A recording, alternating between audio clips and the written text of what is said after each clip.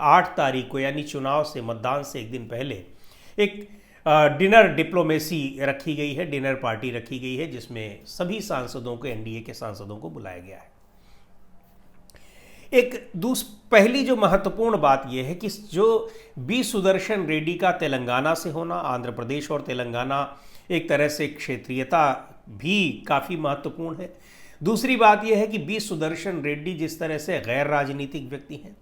और उनके उपराष्ट्रपति पद का उम्मीदवार बनते ही भारतीय जनता पार्टी ने जिस तरह से उनके ऊपर आक्षेप लगाए कि सुप्रीम कोर्ट का जज रहते हुए उन्होंने कैसे फैसले दिए, खासतौर पर जो सलवा जुडूम को लेकर उनका फैसला था, उसने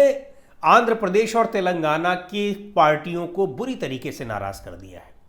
कि आप जब अगर वो विपक्षी गठबंधन से उम्मीदवार हो गए तो आपने उनकी पूरी क्रेडिबिलिटी को ही सवाल के घेरे में ला दिया। जज के तौर पर उन्होंने जो कुछ काम किया, आपने पूरा उनकी निष्ठा पर ही एक तरीके से प्रश्न चिन्ह लगा दिया। तो ये इस मुद्दे पर ज़बरदस्त नाराज़गी है। दूसरी ओर बी सुदर्शन रेड्डी जिस तरह से समर्थन हासिल करने के लिए जगह जगह जा रहे हैं और उन्होंने तमाम नेताओं से बात की है, तमाम कई प्रदेशों में गए हैं, राजनीतिक दलों से, एनडीए गठबंधन के घटक दलों के नेताओं से भी बात की है, उसको देखते हुए ये लग रहा है कि वो प्रॉपरली इसके लिए अपना कैंपेनिंग कर रहे हैं और निश्चित तौर पर जो राजनीतिक पार्टियां हैं उनका झुकाव उनकी तरफ दिखाई पड़ रहा है, खासतौर से आंध्र प्रदेश और तेलंगाना की पार्टियों का। दूसरी ओर जनता दल यूनाइटेड के भी तमाम सांसद ऐसे हैं जो कि बी सुदर्शन रेड्डी के पक्ष में दिखाई पड़ रहे हैं। सीपी राधाकृष्णन के साथ समस्या ये है कि एक तो वो समर्पित एक संघ के कार्यकर्ता हैं,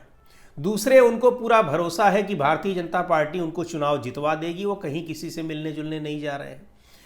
और तीसरी बात यह है कि दोनों के प्रोफाइल में ज़मीन आसमान का अंतर है, वो सीपी राधाकृष्णन में और बी सुदर्शन रेड्डी में। तो इनको लेकर एक जो जेडीयू है या फिर तेलुगु देशम पार्टी है या फिर चिराग पासवान की पार्टी है, इन लोगों के भीतर एक ये भी है कि संघ के समर्पित कार्यकर्ता को उपराष्ट्रपति क्यों बनाया जाए। भारतीय जनता पार्टी हर चीज़ में अपना एजेंडा अपने सहयोगी दलों पर क्यों थोप रही है। बिहार में चुनाव नज़दीक आ गए हैं, कुछ ही दिनों में अब घोषणा होने वाली है। एसआईआर की वजह से ये मामला टल गया, नहीं तो शायद अब तक घोषणा हो भी चुकी होती वहाँ पर चुनाव की। लेकिन अब तक नीतीश कुमार के मुख्यमंत्री पद आगे बने रहेंगे कि नहीं बनेंगे जब एनडीए जीतेगा, इस पर संशय बना हुआ है। तो नीतीश कुमार के भीतर भी एक है कि कहीं न कहीं भारतीय जनता पार्टी को एक सबक सिखाना है